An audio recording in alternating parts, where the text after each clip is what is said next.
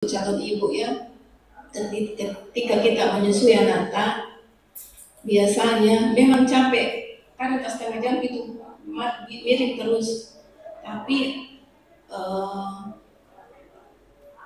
itu kedekatan emosional dengan anak jadi usahakan disusui anak dan ada beberapa orang ketika dia sudah susui anaknya dia langsung balik ke anaknya, dia langsung balik begitu. Jangan sambil disusui anak dielus-elus, didoakan. Terima kasih banyak kepada Ibu Dokter atas paparannya, mudah-mudahan sangat bermanfaat di antara kita semua, dan terutama ini bagi calon pengantin dan pengantin baru. Ya, terima kasih sekali atas ilmunya yang telah dipaparkan kepada kita semua. Mari kita berikan aplaus kepada Ibu Dokter. Membawa manfaat hikmah untuk mengarungi kehidupan baru kita ke depan. Akhirnya kita menjadi keluarga yang sakinah, mawaddah, warahmah. Ya. Jadi saya sebetulnya hanya ingin mencairkan, bukan cuma Ibu Dokter yang mau ditanyakan sebentar, ya, tetapi ada beberapa, masih ada 4 lagi pemateri, ya. Masih ada 4. Nah, jadi kesempatan nanti saya hanya memberikan memancing-mancing saja supaya kita berterus terang saja. Artinya pertanyaan kita kalau itu dianggap baik, ya, dan kita butuh untuk kedepannya, biar itu bersifat rahasia, tidak apa-apa kita sampaikan. Seperti itu tadi, ya, waktu-waktu apa dari sisi medis, waktu-waktu apa dari sisi Islam, agama kita. Kan tidak semua waktu baik, ada waktu tertentu. Cuma kadang-kadang kita belum memahami, ya, belum sampai pengetahuan kita ke sana. Nah, kita sudah lakukan pernikahan kan sampai waktunya, padahal kita masih sangat kekurangan. Seperti saya sendiri secara pribadi, saya menyesal tidak mendalami itu. Saya menyesal tidak mendalami. Dan ternyata dalam agama kita Islam ini sangat luas, dalam sekali. Ya, jadi itu saya hanya memberikan atau memancing kita bertanya sebentar seluas-luasnya. Ya, kita serang ke materi. Ya. Ya, untuk menghemat waktu, ya, karena ini sebetulnya materi yang kita tunggu-tunggu belum datang, jadi baik kita gunakan waktu yang ada. Kita persilakan kepada Hamzah, penyuluh agama Kawah Kecamatan Mandai, dan Ibu Andi Nurdalia, juga penyuluh agama Kawah Mandai juga. Ya, kedua-duanya adalah fasilitator kita hari ini, ya, dari Kementerian Agama. Nah, jadi baik. Bismillahirrahmanirrahim. Assalamualaikum warahmatullahi wabarakatuh. Waalaikumsalam. Saya ulangi karena loyo sekali saya dengar. Ngantuk? Panas? Saya ulangi. Assalamualaikum warahmatullahi wabarakatuh. Waalaikumsalam. Ya, harus semangat. Ini calon-calon pengantin harus semangat. Semua sama pasangannya. Iya. Alhamdulillah, alhamdulillah, puji syukur kita panjatkan kehadirat Allah Subhanahu wa taala. Karena pada pagi hari ini alhamdulillah kita dipertemukan di tempat ini dalam hal acara keluarga sakinah. Kalau di sini kayaknya semuanya pranikah ya, belum ada yang sudah menikah, belum, baru mau menikah. Oh, calon-calon pengantin semua. Jadi harus semangat karena di sini calon-calon pengantin. Kalau di Mandai sana itu ada pasca nikah, ya, ada orang tua yang ikut. Kalau di sini saya lihat masih muda-muda. Baik, tak lupa pula kita kirimkan salawat dan salam atas junjungan Nabi kita Muhammad Sallallahu Alaihi Wasallam. Allahumma shalli wa sallim wa barik alaihi. Begitupun kepada keluarga dan para sahabat beliau. Masih semangat untuk ikut materi? Masih ada 3 materi. Jadi saya akan memberikan materi yaitu manajemen keuangan dalam rumah tangga menurut Islam, ya. sekarang rawan itu masalah keuangan, apalagi kalau calon-calon pengantin atau pengantin baru. Ya, jadi ada beberapa aspek yang kita harus ketahui tentang manajemen keuangan dalam rumah tangga menurut Islam. Jadi kalau yang kita tahu sekarang itu, yang mencari rezeki itu adalah siapa? Suami. Iya. Calon suami tak yang bilang, bukan saya. Jadi yang wajib mencari nafkah itu adalah suami.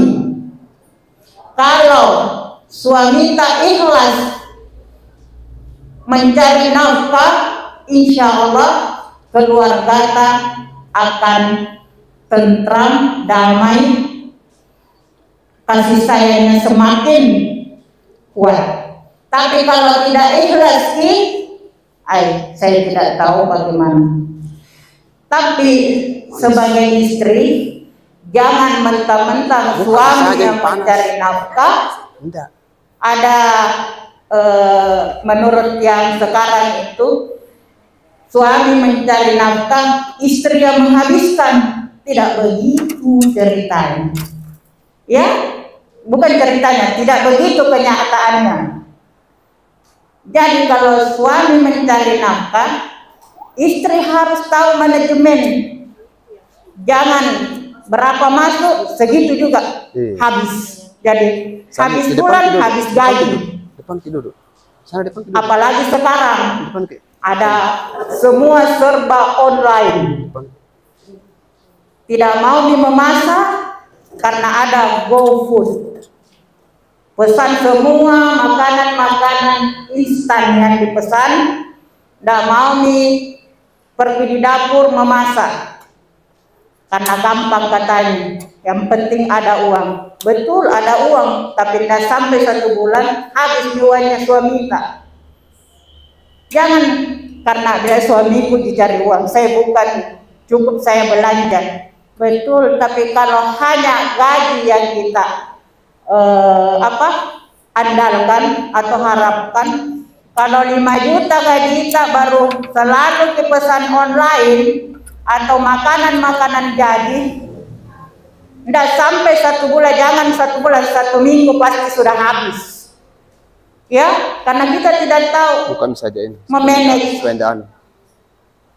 Panas toh. Jadi harus kita sebagai istri harus tahu bagaimana manajemen keuangan yang bagus. Jadi betul bahwa yang mencari nafkah adalah suami, tapi yang mengatur keuangan adalah istri. Bukan menghabiskan uang, tapi mengatur. Bagaimana caranya mengatur? Harus kita tahu mana yang dibutuhkan, mana yang keinginan, mana kebutuhan, mana keinginan. Kebutuhan itu depan. Seperti apa? Depan. Rumah, mau cicil rumah, oke, karena itu termasuk kebutuhan. Mau kendaraan sekarang sudah termasuk kebutuhan. Tapi kalau sudah ada motor tak, jangan mati dulu. Mau sekali beli mobil kalau tidak cukup uang. Ya, walaupun itu memang kebutuhan, tapi kalau belum cukup uang, jangan dipaksakan.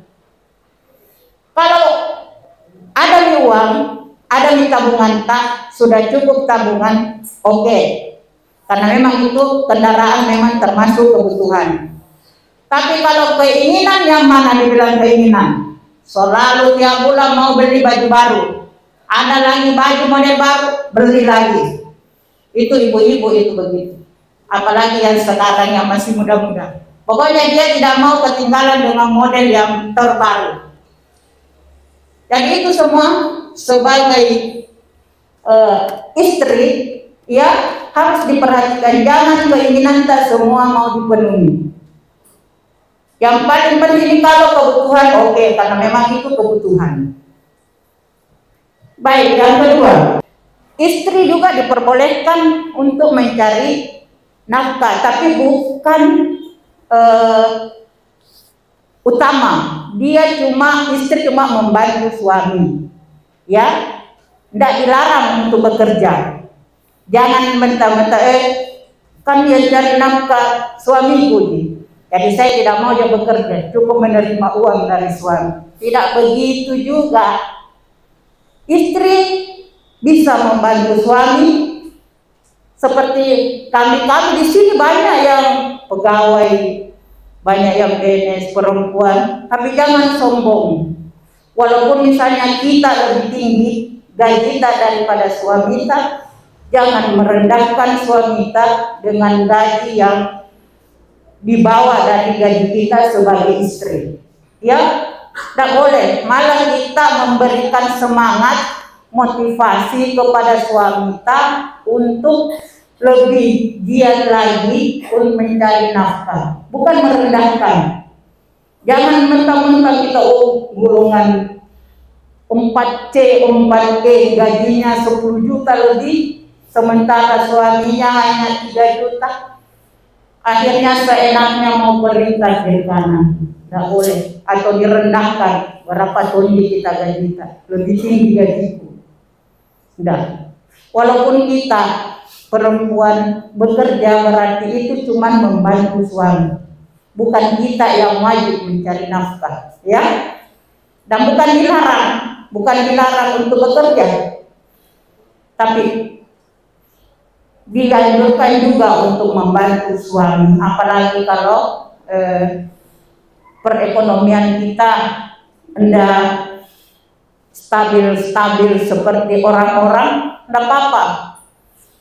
Yang ketiga, menerapkan nilai sakinah, mawaddah, warahmah.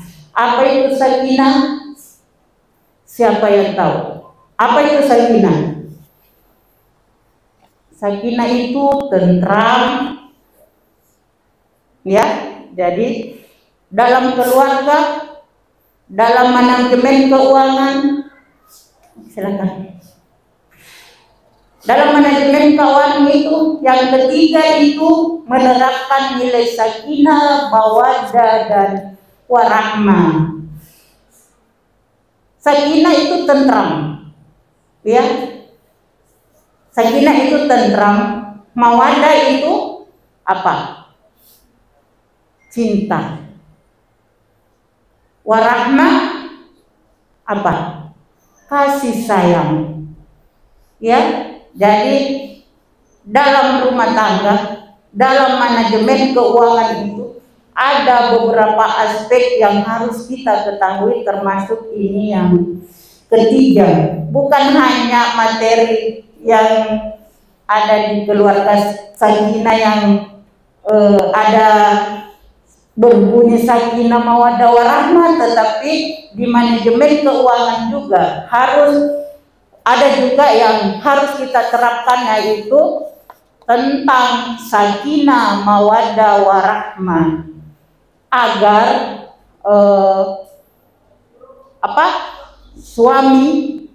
para suami mencari nafkah itu merasa tentram, merasa dicintai, merasa disayangi. Jadi dia lebih semangat untuk mencari nafkah untuk para istri dan keluarganya, dan insya Allah lebih berkah. Ya, jadi kita sebagai perempuan, sebagai istri, jangan juga terlalu bagaimana dengan suami. Harus sekian, harus punya target, apalagi kalau yang bukan pegawai tetap, misalnya ada pegawai di perusahaan, ataukah ada kan biasa buruh harian, itu kan tidak tetap penghasilannya. Jadi kita kan sebagai istri sudah ditahu calon tak kerja di mana, pasti sudah ditahu, ya. Jadi di sini calon-calon istri di sini sudah tahu semua apa kerjanya calon suami kita. Jadi jangan banyak menuntut, jangan harus 5 juta baru mau terima. Kalau bukan 5 juta tidak mau. Tidak cukup katanya dalam 1 bulan ini, daripada tidak ada, ya. Jadi tidak boleh banyak menuntut kalau kita sudah tahu berapa penghasilan atau apa pekerjaan calon suami kita. Ya, karena biasanya itu perempuan-perempuan atau calon-calon istri apalagi milenial sekarang ini banyak mau apalagi namanya reuninya itu mulai dari TK, SD, SMP, SMA, sarjananya, apalagi kalau S2 ini. Jadi berapa baju yang harus disiapkan dalam 1 bulan untuk ini yang calon-calon istri. Kalau misalnya semua itu kita mau ikuti, karena sekarang itu banyak seperti itu, saling reuni di mana-mana, pasang status ada di sini. Biar teman TK-nya reuni juga, bukan hanya waktunya SMA, kuliah. Biar mulai dari TK, SD, SMP, SMA ada semua reuninya. Jadi 6 kali reuni dalam 1 bulan, di mana suami kita mau ambil uang untuk beli baju, karena harus ganti baju, tidak mungkin pergi di reuni TK itu juga nampaknya tidak mau memang. Begitu ya? Ada di sini seperti itu. Siapa? Saya menunjuk tahu, tidak ada di sini di tempat lain. Kalau di sini tidak ada saya lihat. Ya, insya Allah. Karena kapan kita mau ikuti semua tidak cukup gajinya suami kita. Biar berapa kalau kita tidak tahu manage keuangan tidak cukup. Walaupun itu 10 juta 1 bulan gajinya suami kita tidak cukup. Kalau itu semua kita mau ikuti, tren-tren terbaru kita mau ikuti, tidak bisa. Ya, jadi sebagai istri harus pintar memanage keuangan dari suami. Ya, walaupun itu suami berkewajiban untuk mencari nafkah, bukan istri. Yang keempat, ini ada berhemat. Kita dianjurkan untuk berhemat dalam Islam. Bukan berhemat berarti mau beli ikan, tidak beli ikan karena berhemat. Bukan itu yang dimaksud. Mau memasak tidak ada beras karena dia hemat. Salah besar. Bukan hemat, namanya itu menyiksa keluarga. Bukan itu. Yang dimaksud berhemat seperti itu tadi. Beli baju baru 4 kali, 6 kali 1 bulan beli.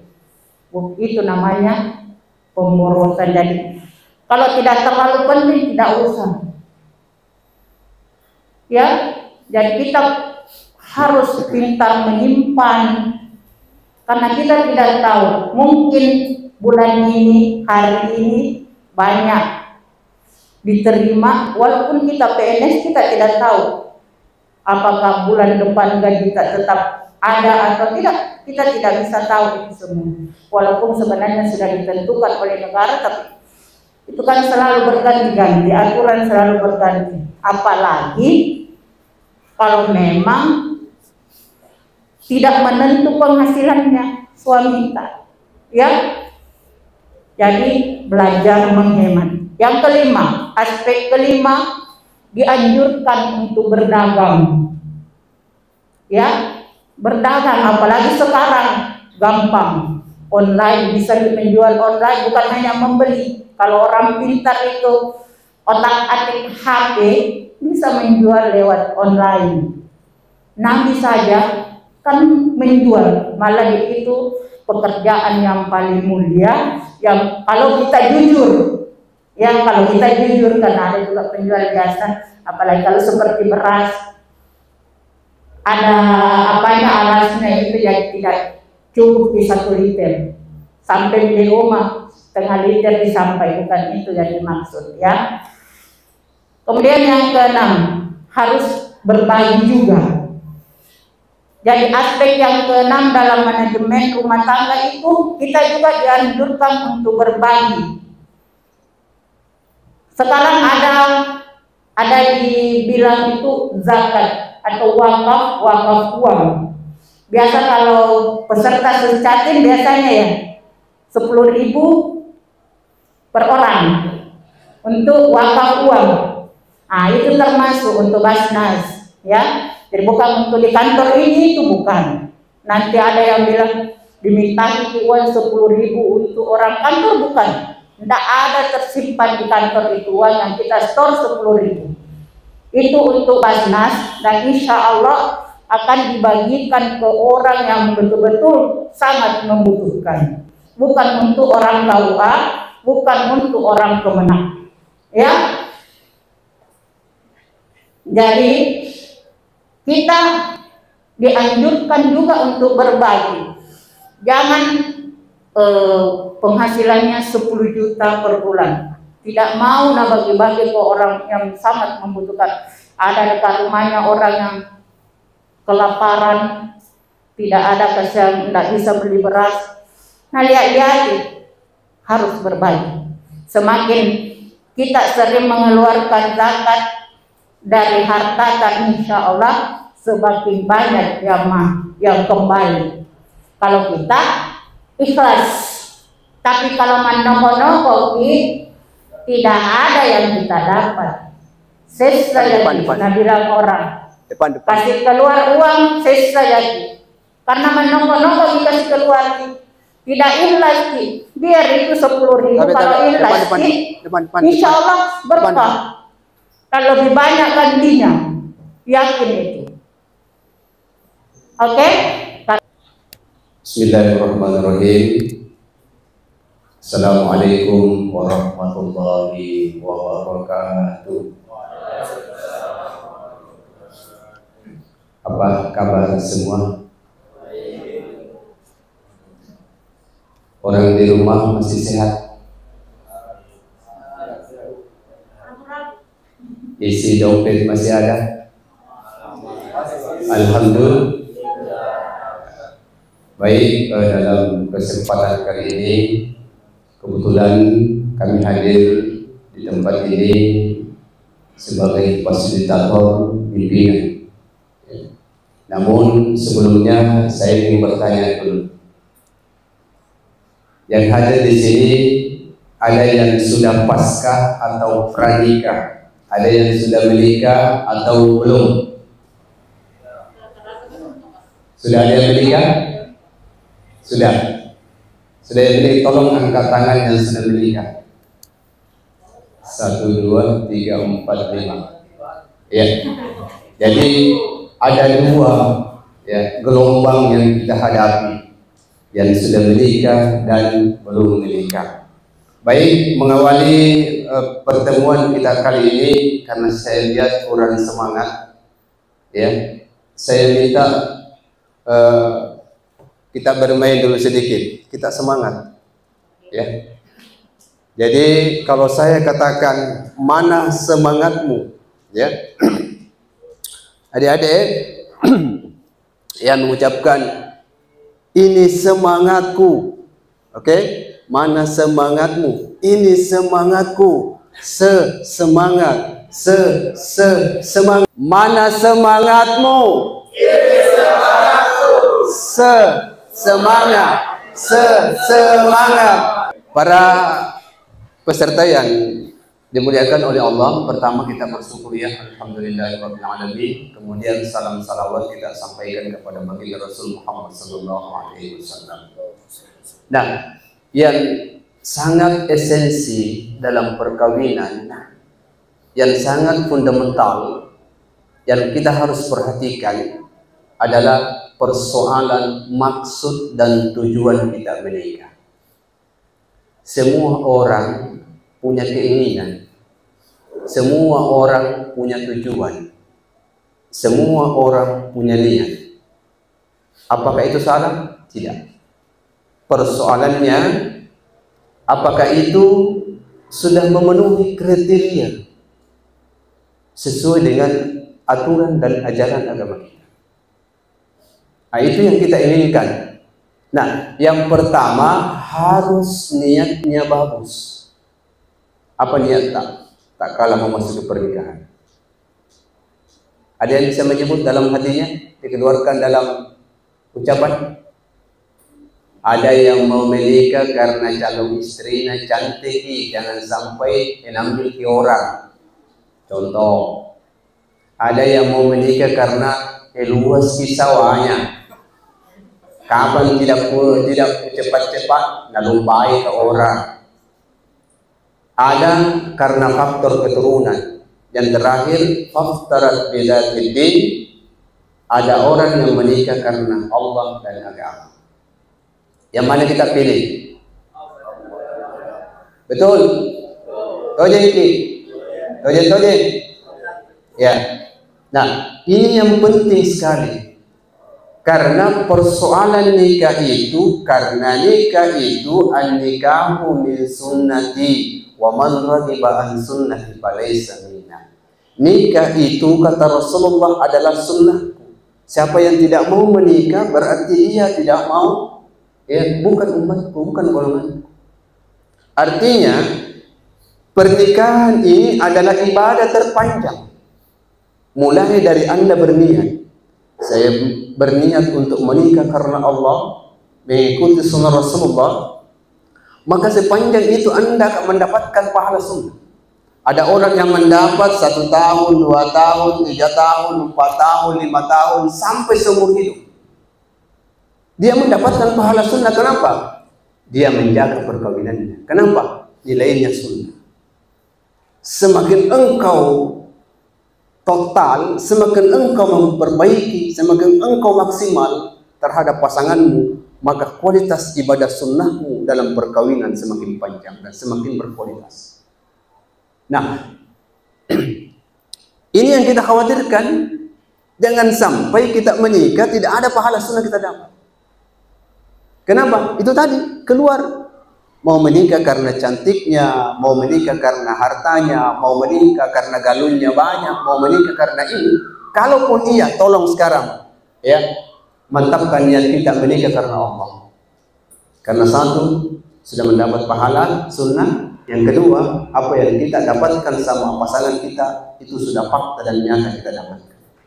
Tetapi ada orang yang dia dapatkan suami dan istrinya tapi tidak dapat pahala. Kenapa? Niatnya tidak sesuai dengan aturan dan ajaran agama kita. Jadi yang pertama harus niat, ya, harus niat bagus untuk mendapatkan kualitas pahala sunnah. Coba 20 tahun kita menikah, 20 tahun kau pahalamu tidak pernah putus.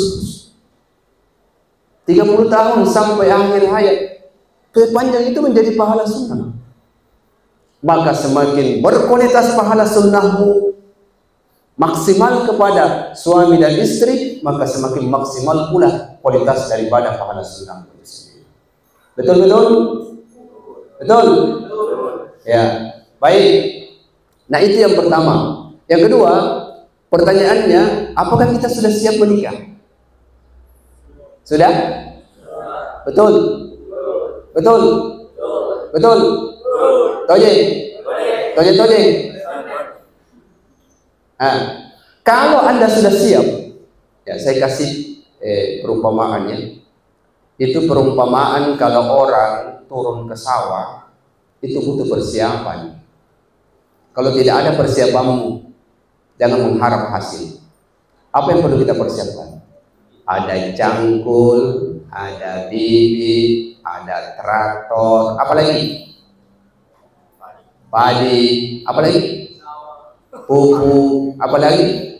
Sawah, apalagi? Racun, apalagi? Itu perumpamaan. Perumpamaan ini kalau Anda tidak mempersiapkan cangkul, parang, bibit, pupuk dan sebagainya, yang pernah mengharap ada hasil padi. Nah, sama dengan ini, bos. Kalau Anda ingin masuk dalam sebuah perkawinan, Anda harus punya persiapan. Pertama, sudah siap menjadi suami? Yang laki-laki sudah siap menjadi suami? Kalau yang perempuan sudah siap menjadi istri? Dodona. Saya ulangi. Ya. Yang laki-laki sudah siap menjadi suami? Yang perempuan sudah siap menjadi istri? Ya, itu harus siap. Nah, persoalan yang kita hadapi sekarang, ya, persoalan yang kita harus hadapi sekarang, banyaknya perceraian, bos. Banyaknya perceraian. Apa penyebabnya? Apa penyebabnya? Salah satu di antaranya terjadi penyebab perceraian itu suami dan istri tidak tahu kewajibannya dan tidak melaksanakan kewajiban. Betul atau betul? Tojing atau tojing? Sekarang kalau saya sebut laki-laki siap, kalau saya perempuan iya, bisa? Yang laki-laki? Siap. Yang perempuan? Sekarang apa kewajiban tak sebagai suami? Sekarang perempuan pikir-pikir apa kewajibanku, saya sebut sebentar. Karena banyaknya perceraian, suami istri tidak tahu kewajiban dan tidak melaksanakan kewajiban. Nah, sekarang yang pertama, yang laki-laki mana siapnya? Ya. Yang laki-laki apa kewajibannya? Apanya yang dinafkahi? Menafkahi mertua. Apa lagi? Nah, salah satu kewajiban suami itu adalah wajib menafkahi lahir dan batin. Betul atau betul? Tojeng. Wajib menafkahi lahir dan batin. Yang mana yang masuk kriteria nafkah batin? Menyayangi, apa lagi? Melindungi dari hujan. Siapa lagi? Apa lagi? Siapa lagi? Apa lagi? Memberi semangat. Apa lagi? Nah, kewajiban suami adalah wajib menafkahi lahir dan kewajiban batinnya itu banyak hal. Yang pertama, indohoi, kasih sayang, ucapan, pelukan, rangkulan, menyanjung istri, itu adalah yang dibutuhkan istri untuk batin. Betul tidak? Mau tidak disanjung oleh suami? Mau tidak? Itu kewajiban suami loh. Jadi itu yang pertama, bahwa kewajiban suami wajib menafkahi secara lahir dan batin. Sudah tahu nih batinnya toh? Sudah tahu? Kalau ada suami, ada istrinya, jangan lagi keluar malam. Toh? Jangan ke warkop sampai ini jam 3 malam. ABD baru pulang. Tidak boleh. Ada kewajiban. Itu. Terus kewajiban lahiriahnya. Yang nampak. Apa itu kewajibannya? Tadi kan batin. Lahiriahnya yang nampak.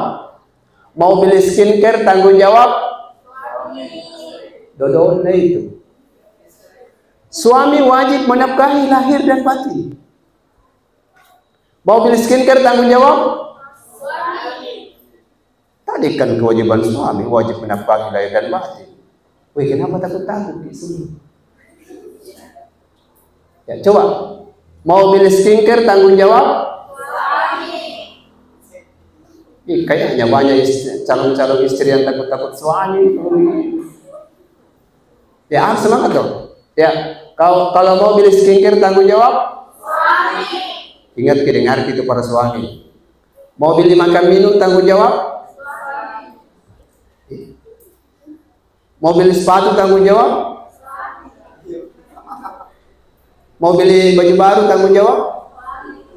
Mau beli emas tanggung jawab? Suami. Mau beli motor tanggung jawab? Suami. Mau beli rumah tanggung jawab? Mau beristri lagi tanggung jawab?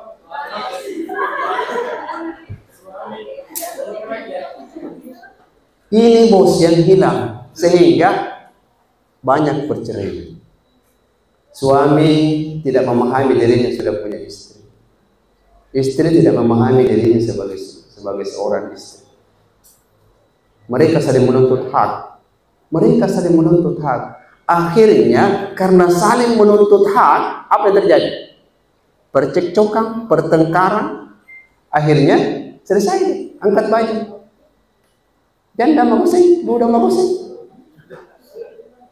Ini yang pertama adalah kewajiban suami wajib menafkahi lahir dan batin. Yang batinnya yang mana? Kasih sayang. Apa lagi? Rangkulan. Apa lagi? Ciuman. Apa lagi? Ucapan. Apa lagi? Pujian. Apa lagi? Indahoy. Apa lagi? Dan lain-lain sebagainya. Yang lahirnya, apalagi yang kena lahirnya? Beli skincare. Ya, apalagi? Emas, apalagi? Motor, apalagi? Kapling, apalagi? Dan lain-lain sebagainya. Itu kewajiban suami, bos. Ada yang mau mundur menjadi suami, calon suami? Ada? Masih ada kesempatan. Masih ada kesempatan. Itu baru satu, bos.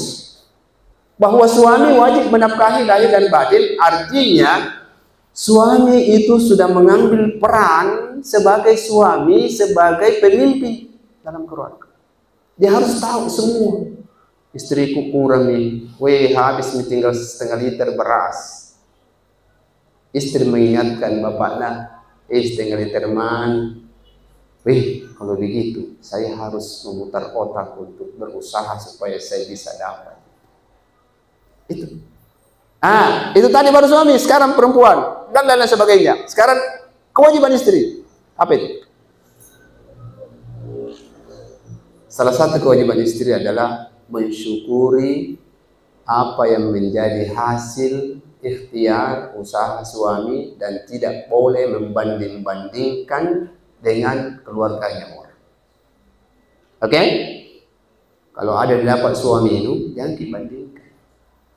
Karena rezekinya orang, rezekinya orang. Itu dulu. Nah, kita masuk. Apa kewajiban istri? Kewajiban istri salah satu di antaranya, istri itu harus standar, bos. Apa itu standarnya? Istri itu minimal tahu masak nasi. Itu istri.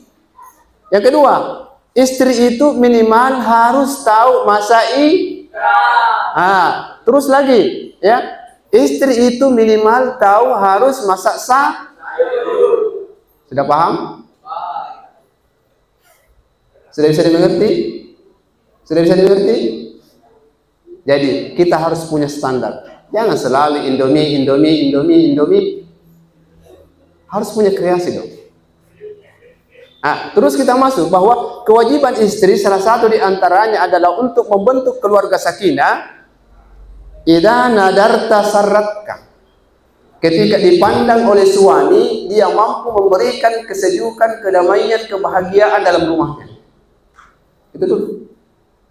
Jadi kalau ada suami kita, bagaimana dulu menggambarkan cerminan kebahagiaan? Bagaimana suami tak ada masalahnya, kita menjadi tempat curhatnya. Suami tak ada keinginannya sebagai tempat berhasrat keinginan lahir dan batin. Suami tak datang dengan penuh masalah, kita menjadi solusi dari masalahnya. Idza nadarta.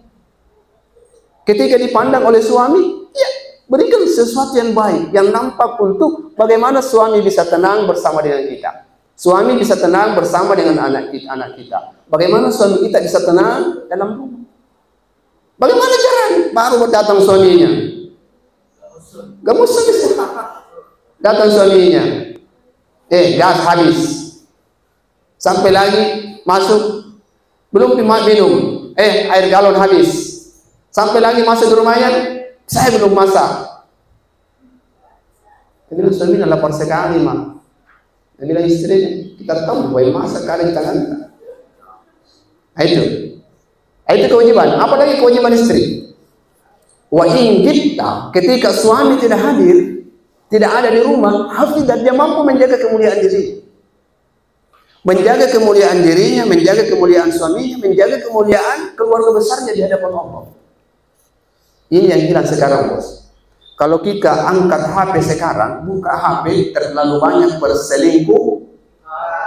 Apakah dengan tempat kerjanya, apakah dengan teman masa lalunya, apakah dengan si A, apakah dengan janda pirang, apakah dengan janda siapa dan sebagainya. Betul tidak? Berarti banyak berselingkuh gara-gara tidak menjalankan kewajiban. Ketika sudah bersuami dan beristri, maka kewajibannya adalah harus menjaga kemuliaan dirinya, kemuliaan suaminya, kemuliaan keluarganya. Jangan seperti ini. Istri tukang bertigo. Apa itu bertigo? Persatuan ibu-ibu tukang gosip. Tidak tinggal di rumahnya. Suaminya mau dimasakkan. Di rumah ada orang begini, tidak boleh, bos. Tidak boleh. Itu namanya pertigo. Persatuan ibu-ibu tukang gosip. Nah, kalau laki-laki, pasti apa kalau laki-laki? Facebook. Apa itu Facebook? Persatuan suami-suami kampidokang. Kita juga kampidokang. Oh, nanti cari di Google, tidak dapat itu. Ya. Suka kepo. Ya. Nah itu. Terus apa lagi kewajiban istri? Banyak kan? Apa lagi? Idza amartaka ata'atka, ketika diperintah oleh suami maka ketaatan yang hadir. Coba ketaatan yang hadir. Ketaatan yang hadir ketika diperintah oleh suami maka ketaatan yang hadir. Masak ikan itu bukan kewajiban suami. Mencuci itu bukan kewajiban Ya, saya tanya nih. Memasak itu bukan kewajiban Mencuci itu bukan kewajiban Memasak itu bukan kewajiban Sabar. Cocok juga. Bukan kewajiban suami. Nah, persoalannya kalau kita masuk dalam dalil seperti ini bahwa tidak amartaka ata'atka, ketika diminta oleh suami maka ketaatan yang hadir. Maka luar biasa loh, seorang istri yang hadir dalam ketaatan maka tidak ada tempatnya kecuali surga. Tidak ada tempatnya kecuali surga. Contoh, seorang suami, dek, laparku kurasa ini, tapi yang paling ku ingin ku makan Indomie. Pergi mina masak kayak gitu. Ternyata takdir Allah menyatakan dia meninggal pada saat menyeduh memasak, maka baginya tidak ada kecuali surga. Bayangkan, tidak ada kecuali surga. Maka hadirkan ketaatan. Ketaatan yang mesti harus hadir dalam kita sebagai menopang keluarga kita menjadi suami istri. Jadi sudah tahu kewajiban suami? Sudah tahu kewajiban istri? Sekarang kita masuk menuju keluarga sakinah. Baik, kita akan tepuk keluarga sakinah dulu ya. Ya. Konsentrasi. Oke. Tepuk keluarga sakinah. Berpasangan, berpasangan, berpasangan. Janji koko, janji koko, janji koko.